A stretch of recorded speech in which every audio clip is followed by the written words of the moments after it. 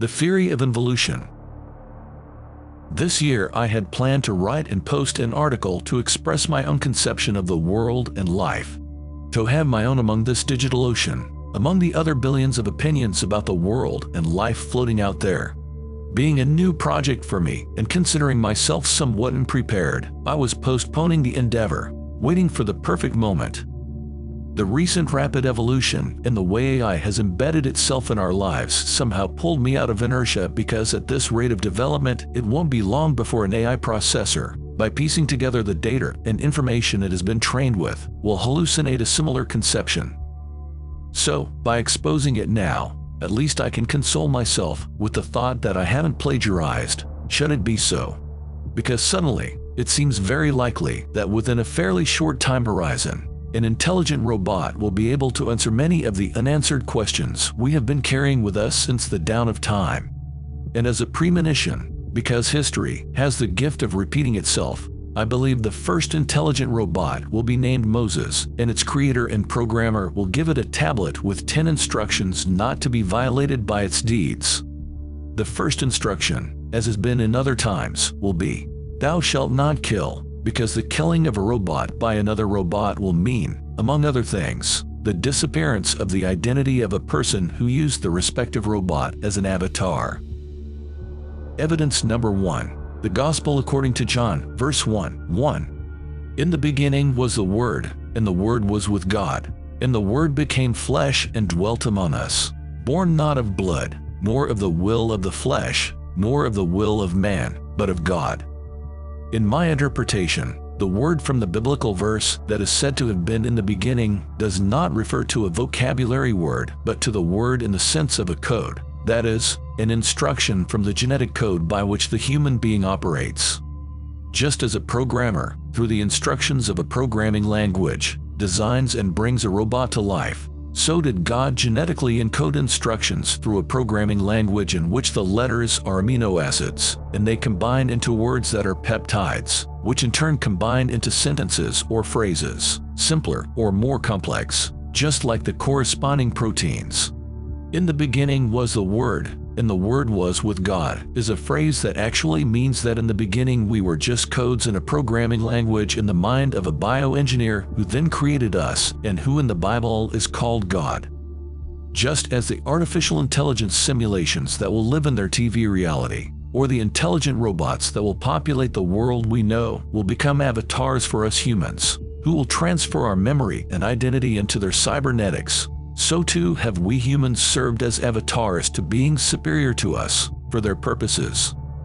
Logic circuits are for us as the green euglena was for them, and the microprocessor is like the neuron.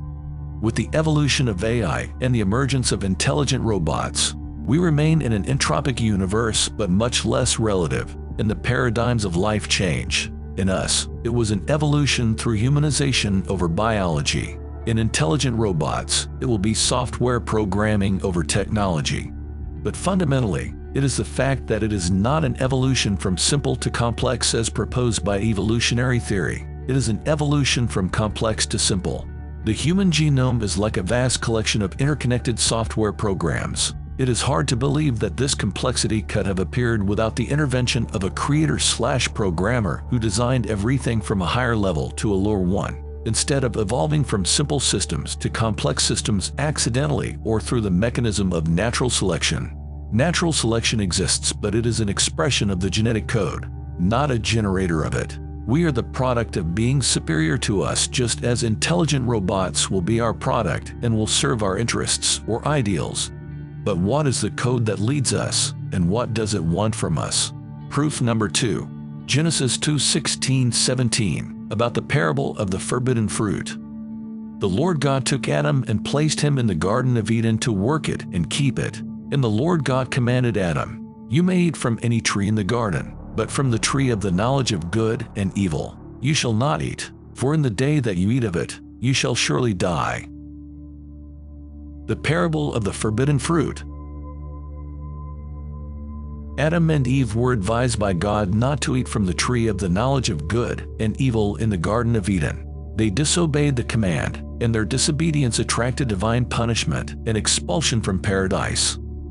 In the light of the above, with God as the creator and programmer of the human genome, which contains the necessary instructions for building and operating the human body, the interpretation I give to this sequence is that it was an evolution, an upgrade 3.0 brought to the initial genetic code. 1.0 equal reptilian brain, 2.0 equal limbic brain, 3.0 equal neocortex. The knowledge of good and evil by man I translate as the knowledge of pleasure and pain by man. Pain and pleasure are in fact two extremes of the same spectrum of sensations and are processed by about the same neuronal structures and circuits in the brain. Essentially, there are not two completely separate systems for pain and pleasure, but rather a single system that processes both types of sensations. This upgrade, let's call it 3D, adding the characteristic to experience the knowledge of pleasure and pain through their processing in the neocortex. That's what made Adam and Eve human. Before, the system of behaviors associated with reward and punishment was completely predetermined in the limbic brain.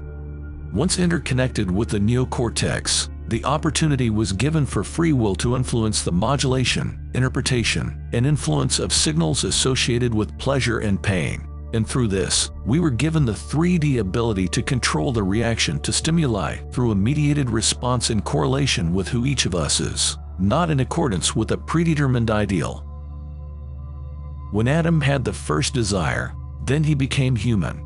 And the underlying code that controls us is based on the secretion of dopamine and the feeling of pleasure/happiness associated with it. Through this, a new characteristic was added to humankind. Man became an autonomous being, encoded with the information necessary to provide the motivation for self-evolution. Because it motivates us more to search in a personal key, that is, to imprint our own stamp, the behaviors or stimuli that are beneficial to us, reward, and to avoid what is harmful. Beyond the biological needs that we share with any biological body, there exists this force that propels us and that lies at the foundation of our motivation. It pushes us forward and brings us to light. It is the desire to have what we do not have, the psychology of the forbidden fruit from the Bible. After feasting, the lion stops hunting. We do not. This is what distinguishes us from less evolved biological or technological beings. Thus, we are led as avatars by the overlords, by code, with stick and carrot. We are driven by our often unruly desires and our often uncontrolled fears, and through our desires, they realize their ideals. Therefore, metaphorically speaking, the expulsion from paradise is the expulsion from the subconscious to re-education on earth. The Garden of Eden is the subconscious, and the isolation in the neocortex is the prison of labor and re-education in mortal life. Liberation is to find the ways to reconnect with our subconscious where desires are fulfilled as in fairy tales, without the need to work for them. As I said, in our entropic universe, things evolve from complex to simple, not the other way around. Humans cannot create entities more evolved than themselves, only simpler than themselves. We, as humans, have invented robots to work for us and make our lives easier. They are a simplification of us, but at the same time an amplification of our power. By the same model, we were made by beings superior to us, overlords, not to work for them, but for them to experience through us sensations and emotions, through us as their avatars, and through the neural connection they have with us via the subconscious, matrilink. They experience our reality. For them, this is an amplification of their senses, and through this, we, as overlord avatars, are useful to them just as robots are useful to us. In practice, having said all this, we are not much further along than we were 10 minutes ago when I began discussing them. I've come with some considerations about our condition, but how to improve it is a completely different story. However, a first step would be to first understand it, and that's the premise I started from. Perhaps a first lesson to transcend our condition of being simple humans driven by the psychology of the forbidden fruit would be to stop being so transactional in life, to stop chasing solely after our own interests. Even modern mathematics has shown in game theory that pursuing one's own interest does not lead to the best individual outcome, simply because the other participants are pursuing their own interests too, and the resultant effect is suboptimal. A better individual result could have been achieved if all participants had cooperated, taking into account their common interests. Yet, if we swing to the other extreme and guide ourselves by this any transactional precept, we'll fall easy prey to the jackals lurking around, as illustrated further down in the example with the bad boy versus nice guy. For the level of evolution the world is currently at, the best strategy remains an eye for an eye, tit for tat. You don't strike first, but if you are hit, you retaliate immediately. At the root of our behavior and emotional responses lies the reward and punishment system, but it is also influenced by and works in correlation with the sympathetic nervous system, the fight or flight response, which manages the fear of threats. Our subjective experience of pleasure is not due to the absolute level of dopamine alone, but also how the brain interprets and responds to this level in the context of external environment or internal factors it correlates with, and we can exploit certain non-linearities in its dynamics to our advantage. Our brain is extraordinarily sensitive to changes or contrasts and perceives contrast as more intense than constancy. When fluctuations are large and rapid, switching abruptly from pleasure to pain and back, the contrast between these states is felt more intensely by our perceptual system.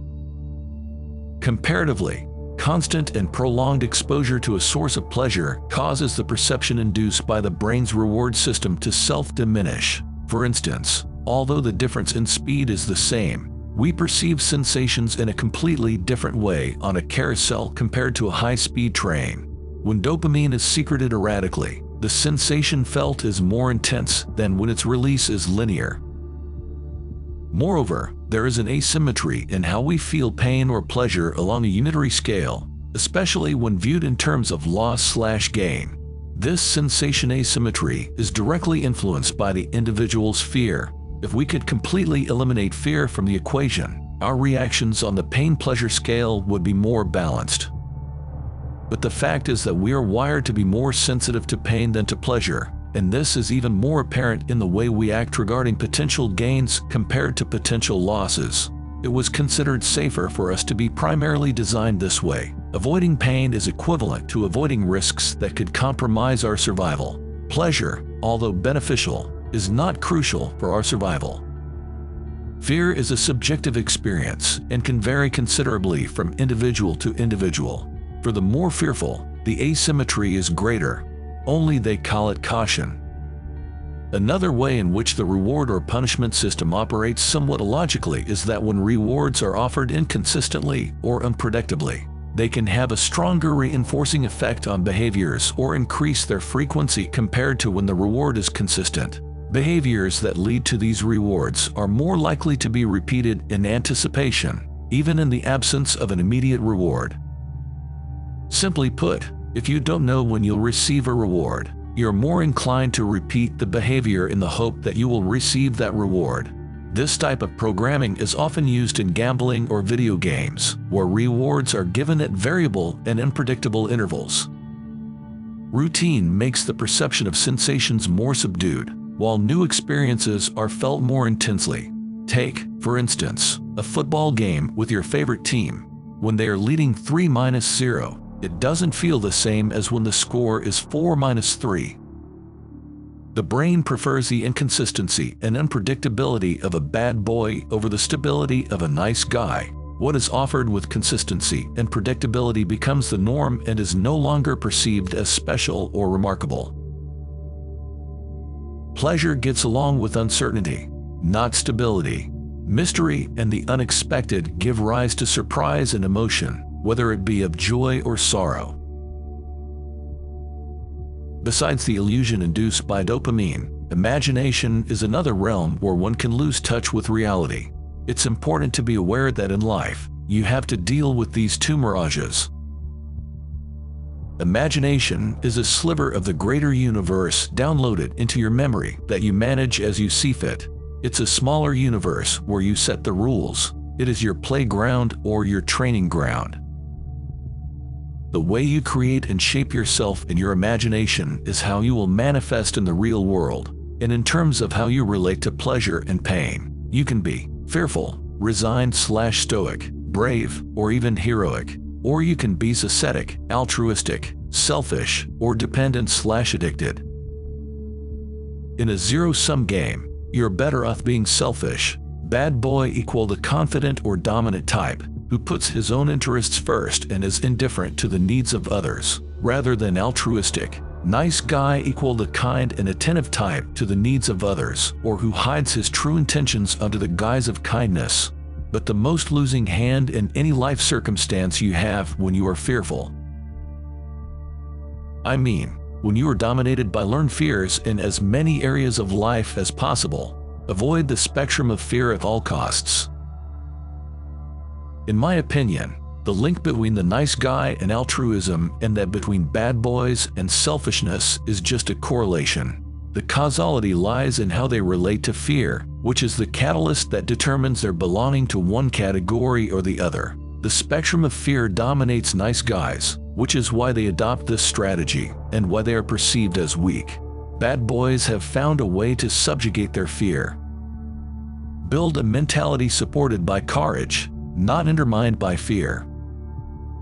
The purpose of life might be to escape the neocortex, where you are driven by the fear of pain and the pursuit of pleasure, dominated by greed and ego. A good path for those who can follow it is meditation, but there are also many others. I have used motorsport. To practice it at a level above amateur, you must step out of the neocortex. You know you have evolved when your breathing is regular and your heartbeat hasn't soared into the stratosphere while engaging in it. I believe that contact sports can also be such a path. Resist the temptation of pleasures that degrade you and confront your fear. Seek stoicism and heroism in life. The interpretation above is in a continuous state of evolution and transformation. Any contribution is welcome and appreciated. Perhaps in time, I will revisit this theme. For now, I want to begin studying another interesting and somewhat controversial subject. Let's call it the law of the opposition of contraries, the apparently paradoxical aspect that manifests when you try to attract or repel something or someone. Thus both people and things, and an opposing force intervenes, influencing the outcome you desire. Somehow, the result we obtain is profoundly influenced by our attitude and the area or direction from which we approach it, either from a place of lack and poverty upwards, thus from need, or from a place of wealth or abundance downwards, thus from surplus. Somehow, the final outcome is not a product of our will but of the attitude with which we approach reality, how we position ourselves towards it. The universe seems to retreat from us and avoid us when it sees us dominated by need, but comes to meet us when we act with detachment from a place where we feel full of possibilities. When you try to attract someone from a place of need, you indirectly generate in them a force of repulsion. And when you try to repel someone from a place of completeness, where you are or position yourself, you become even more attractive. Although it seems counterintuitive, when we try too hard to attract someone, we involuntarily achieve the opposite effect and appear unattractive. In contrast, when we strive to distance ourselves from someone, we involuntarily become more attractive. Somehow, as in the Gospel according to Mark 4:25, "For to those who have, more will be given, and from those who have nothing, even what they have will be taken away." Unlimit your mind.